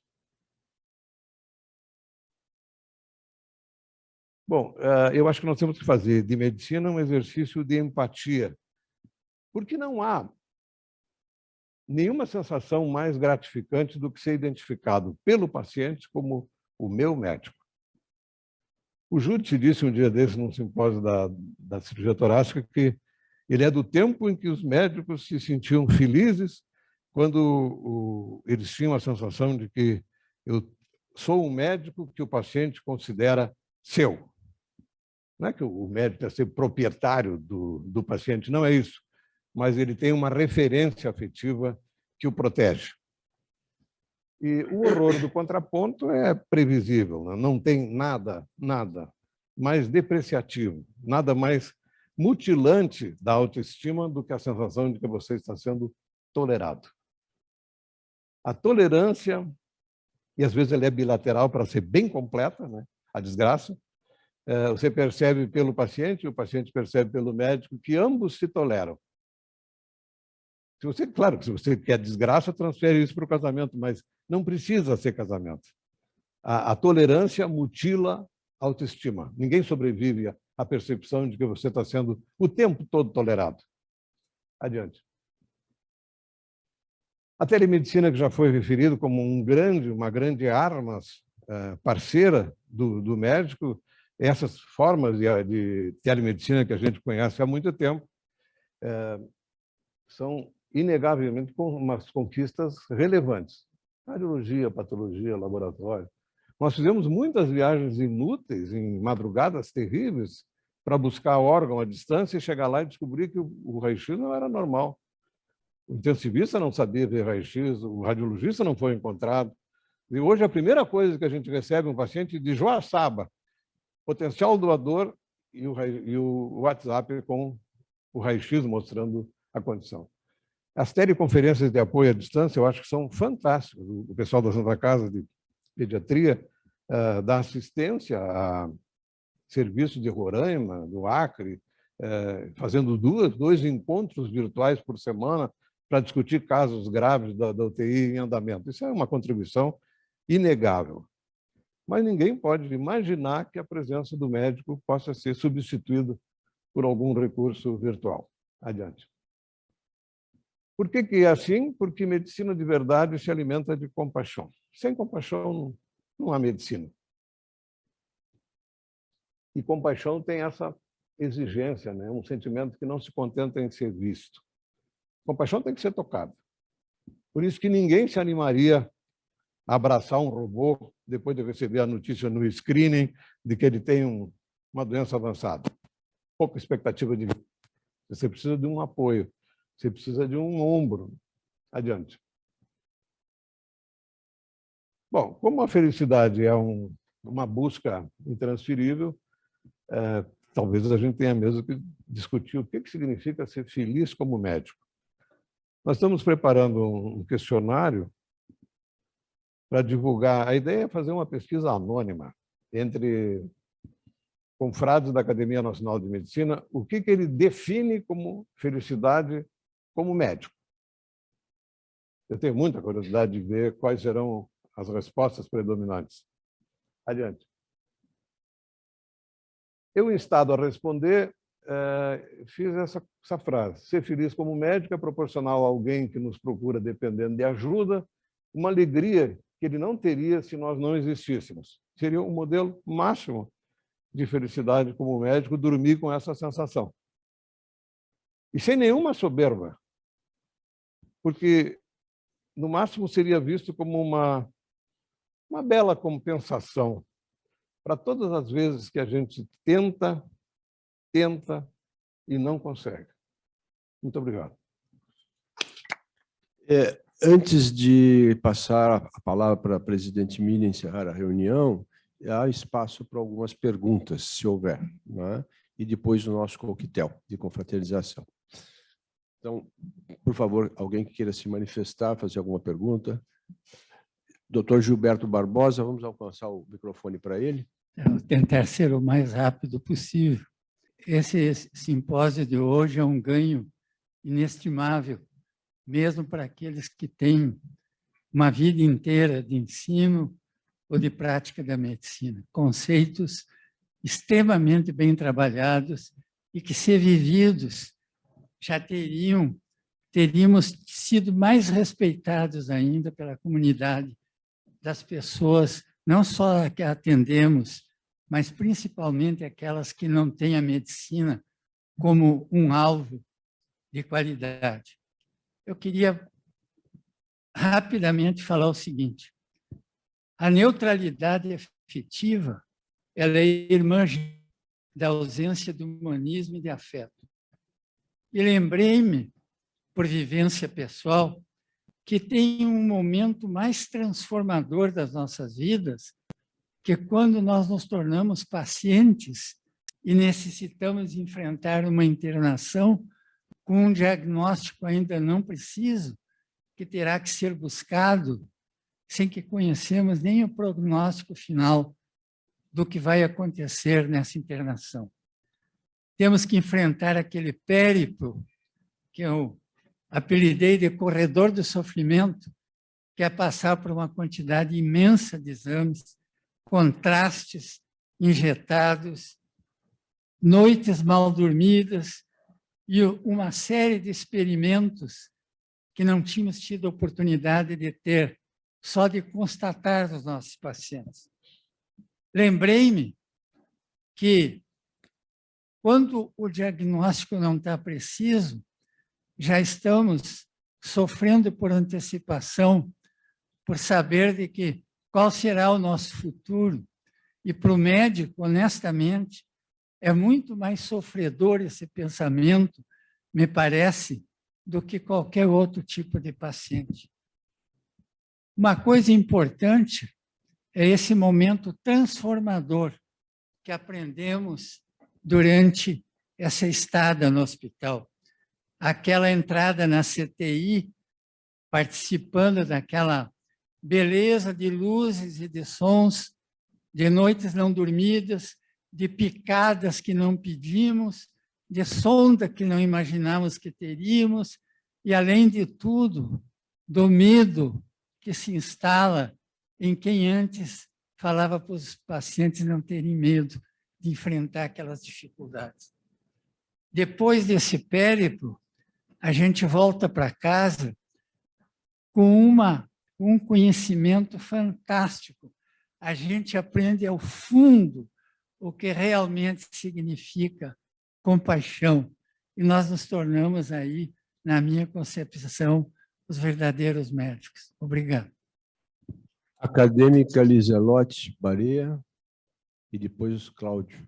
Manifestar dizendo que foi extremamente gratificante estar aqui nesta manhã de sábado, primeira sessão solene que eu participo da academia, mas ouvindo as palavras da nova presidente, depois essa sequência de conversas sobre a relação médico-paciente, e eu saio daqui assim, ó, repleta de sentimentos bons e com vontade de tocar para frente um projeto que é a aproximação da nossa academia com o ensino médico.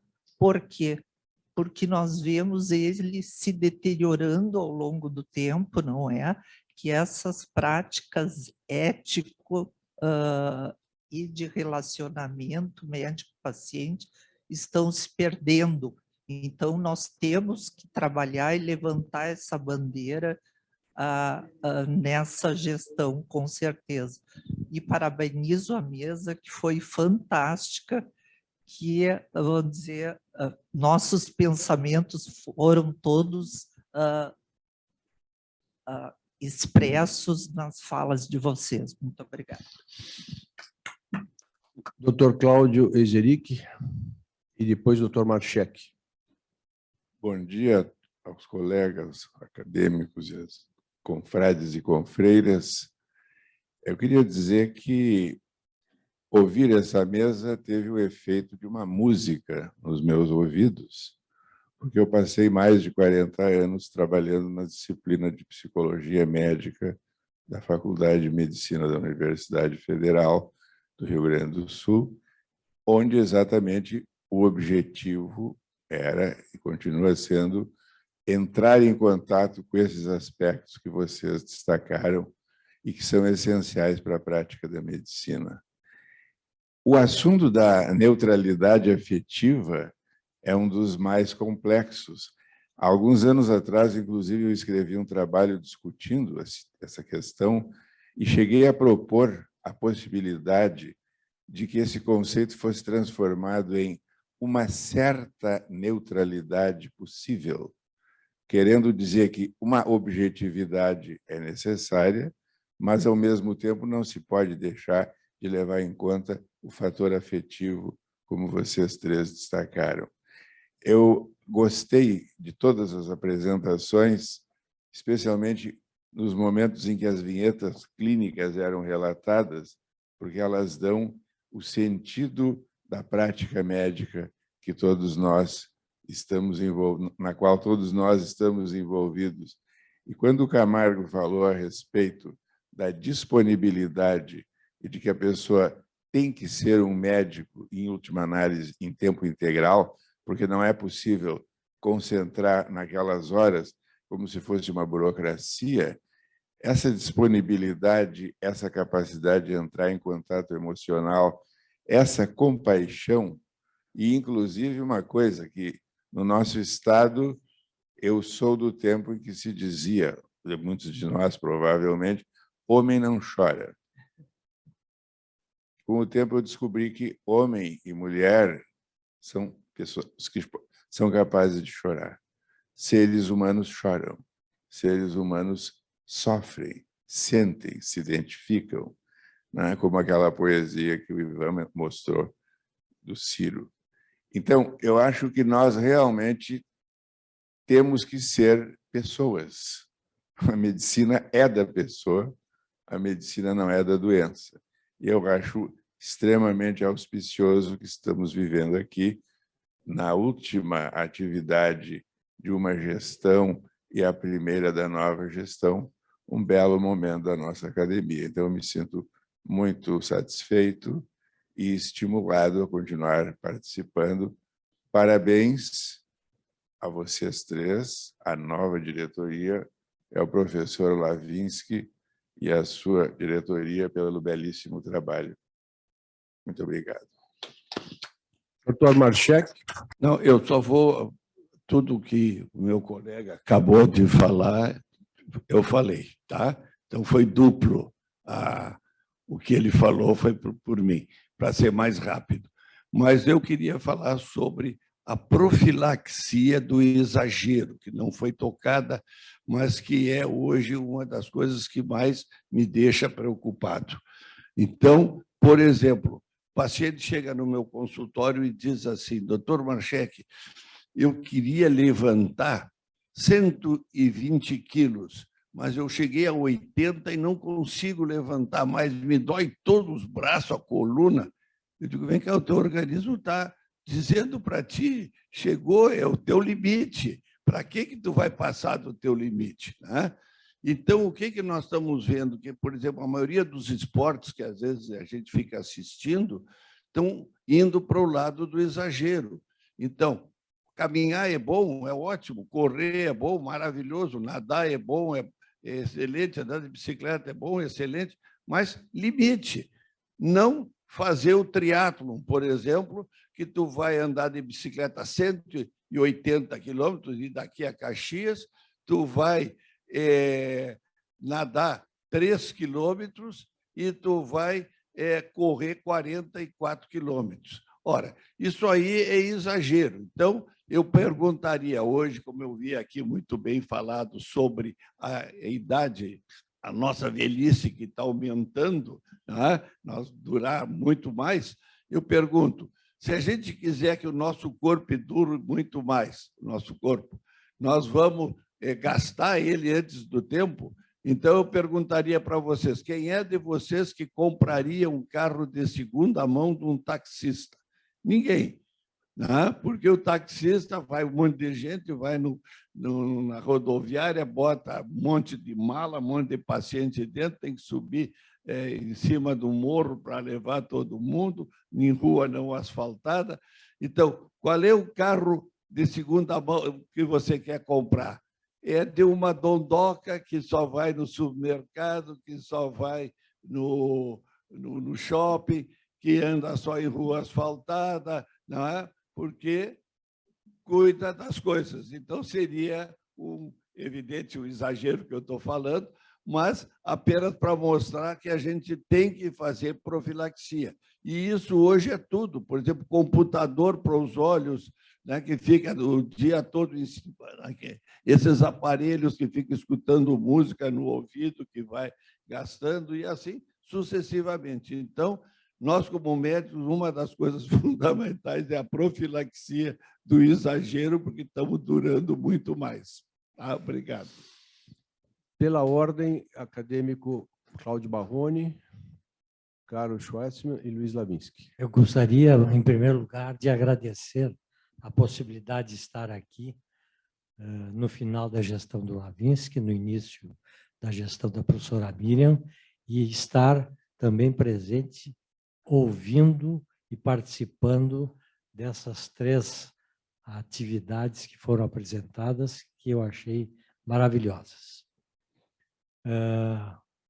Para quem, como eu, já tem, com muitos daqui, um tempo muito longo nesta medicina, eu acredito que o que foi dito, muitos de nós fizemos, durante toda a nossa vida, muito do que foi dito e mostrado nas histórias que foram contadas.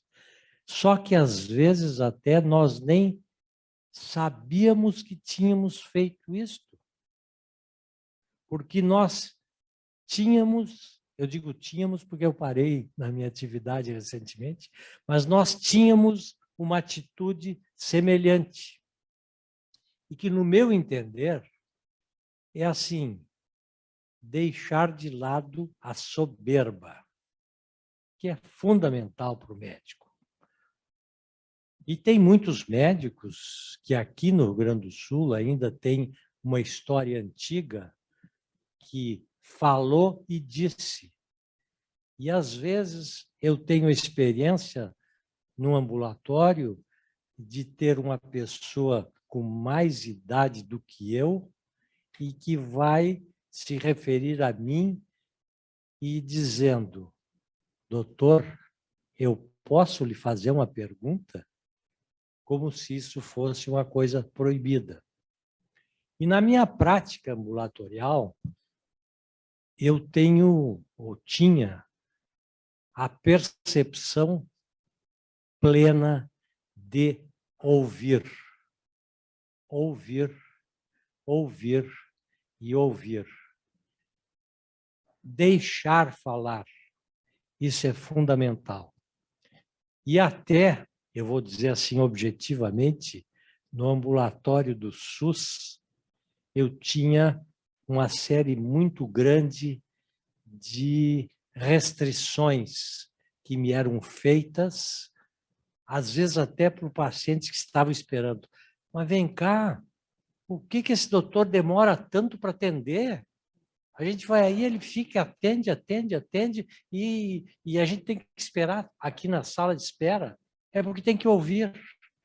Eu acho que nós temos também, dentro do nosso contexto, que termos um certo sentimento e uma característica de depressão, porque isso faz parte da nossa característica como médicos de entender, de absorver e tentar, da melhor maneira, auxiliar, proteger o nosso paciente. Então, eu posso dizer assim que eu me vi em muitas das situações que aqui foram representadas, no que eu fiz durante a vida e no que eu, às vezes, até nem sabia que estava fazendo. Então, eu tenho essa reflexão e acho que isso é muito importante. E acho que, sem dúvida nenhuma, o fato disso estar sendo atualmente, vamos dizer assim, revitalizado é fundamental dentro da modernidade das coisas da medicina, da tecnologia e tudo mais, em que parece que há um afastamento do médico e do paciente. Então, essa situação tem que ser unida e tem que ser valorizada. Muito obrigado. Obrigado. Acadêmico Carlos Schwartzman. Obrigado.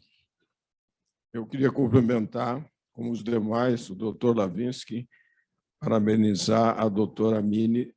Achei belíssimo o seu discurso. Valeu muito a pena estar com os senhores hoje de manhã. Aprendi muito com os 3 palestrantes. Doutor Camargo, toda vez que eu escuto a palavra compaixão, ela está ligada ao senhor. Há muitos anos, e o senhor já sabe disso. Mas eu gostaria de dizer uma outra coisa. Eu convivi durante toda a minha vida com um gênio, que está longe daqui, senão ele está viajando, mas eu ia lhe dizer pessoalmente depois. Mas eu vou aproveitar a oportunidade para dizer publicamente. Nenhuma pessoa que eu conheço me proporciona tantas anotações como o senhor. Muitíssimo obrigado. Presidente Lavinsky. Eu devo ser repetitivo, destacando o quanto foi interessante e valioso que eu ouvi. Mas me permiti a pensar nos quase 50 anos que me envolvi com alunos, residentes, e essa brutalização não vem da origem quando escolheram a profissão. São pessoas sensíveis, dedicadas e com grande motivação. A minha visão é a mudança que a sociedade está submetendo à área médica. Hoje, dedicaram, como foi bem manifesto, um tempo longo para diálogo. Isso já está desgastado e lembro de ocasiões no SUS, na universidade, bastava eu me mexer na cadeira, o paciente já ficava em pé para ir embora, porque achava que o tempo dele terminou, e esse distanciamento vem dessa situação. E depois vieram os convênios que exigiram um atendimento, exigiram, maneira de dizer, propiciar um atendimento curto. Então, eu diria que a classe médica se brutalizou não é pela sua índole. Para mim, é uma estrutura perversa que entrou na vida da medicina, e eu acho que isso também tem que ser combatido para que tenha reflexo uma melhor relação humana. Era esse comentário, não sei se estão de acordo. Não havendo mais perguntas, eu passaria a palavra... sim, antes de passar a palavra para a mesa, o acadêmico Paulo Abreu. Eu vou ser breve, porque eu vejo que nós estamos até num fim de gestão, início de outra, uma passagem de um compromisso muito grande, que é levar isso adiante, né? Esse desafio que a nossa presidente falou como é que vai ser a medicina do futuro, e vocês disseram, olha, tem coisas que a gente tem que resgatar do passado, mas botar no futuro, porque senão a nossa medicina vai se perder. Uma tarefa que eu vejo já aqui, a gente aproveitar que tem gente do sindicato, tem gente de diferentes faculdades, por exemplo, esse projeto da medicina humanística, ou da medicina que ensina a compaixão, a empatia de uma forma técnica, de uma forma resolutiva também, né? Talvez ver o papel da academia para se juntar a esses outros e levar adiante, né? Porque o que eu tenho visto, por exemplo, mais recentemente, que as residências médicas, que agora é só prova teórica, tem passado muita gente dessas faculdades novas, até talvez mais que as nossas, porque eles decoram muito. Então, as provas de seleção não levam em conta habilidade emocional ou capacidade de empatia, ela leva capacidade de responder itens objetivos. E o o que acontece não são más pessoas, mas são pessoas que não tiveram essa experiência humanística, a maioria das vezes são faculdades mais rudimentares, a parte de cuidado clínico, e tem muitas provas. As faculdades novas, por exemplo, tem prova o dia inteiro, e eles leem, só que não aprendem a parte humanística. Na residência, até a gente vê que eles aprendem, mas quando chegam, né? E isso não é o único. Recentemente, foi um editorial em inglês, as faculdades, os médicos ingleses estavam preocupados porque o médico inglês não fala mais com as pessoas também, não tem mais humanidade, não tem empatia, e começaram, inclusive, a colocar currículos, por exemplo, vocês falando, como desenvolver empatia, como empatizar com uma pessoa de idade que anda lentamente, se queixa de peso. Eles têm aulas que eles põem roupa com chumbo e faz o aluno andar com ela, para sentir o que é andar com uma coisa pesada, né? Eu estava me lembrando, vocês falaram, talvez seja de fazer aquelas técnicas que tinha até de dramatização, por exemplo, põe numa maca e tira a roupa dele, bota ele pelado, né? Ou bota um estetoscópio gelado no peito dele, né? Ou faz um toque sem muito aviso prévio, né? Porque uma coisa a pessoa tem que aprender, a empatia se aprende. Claro que a gente aprende em casa, mas tem muita coisa que a gente pode, com faculdades, entidades, ensinar a capacidade, é um exercício de se colocar no lugar do outro e sentir e olhar do olhar do outro, não só do nosso, né? Então, isso é uma coisa que é uma habilidade que pode ser desenvolvida, que nem uma precisão de usar o microscópio, uma ponta de um robô, um bisturi, é essa capacidade de empatia e de compaixão pelo sofrimento. Então, eu digo, queria fechar assim, bom, é uma tarefa dessa nova diretoria seguir e talvez assim aprofundar essas ligações que eu estou vendo que tem várias pessoas que estão preocupadas com isso e levar isso adiante nesse período que nós temos pela frente. Para terminar as intervenções, o nosso decano, Arnaldo Costa Filho, com a palavra. Em primeiro lugar, eu quero cumprimentar a diretoria e, sobretudo, aqueles que coordenaram essa sessão, uma das mais memoráveis sessões que eu já assisti aqui na academia. Mas o meu problema é o seguinte, é que eu sou responsável pelo obituário dos colegas falecidos. Então, eu junto todos esses nomes e entregava para o secretário encarregado disso. Não sei se a diretoria vai querer que eu continue com essa atividade ou se não. Então, eu gostaria que depois me procurassem para ver, então, se eu continuaria. Muito obrigado por tudo. Com essa mesa, eu termino a minha gestão como diretor científico da academia e a presidente Miriam já nos informou que escolheu o nosso colega Flávio Kapczynski para ocupar este cargo. Flávio esse que vocês receberam a comunicação, que acaba de ser eleito para a Academia Nacional de Medicina, na cadeira 53, e por esse motivo não está aqui hoje, né? Então, eu quero agradecer aos colegas de mesa e passar a palavra para a presidente Miriam poder encerrar a reunião e convidar para o coquetel. Inicialmente, um aviso. Eu queria comentar com todos que o acadêmico Carlos Schwartzman está nos brindando com um novo livro, do qual ele trouxe alguns exemplares que vão estar, não precisamos dizer que eles são insuficientes, que eles estão disponíveis ali na entrada do auditório.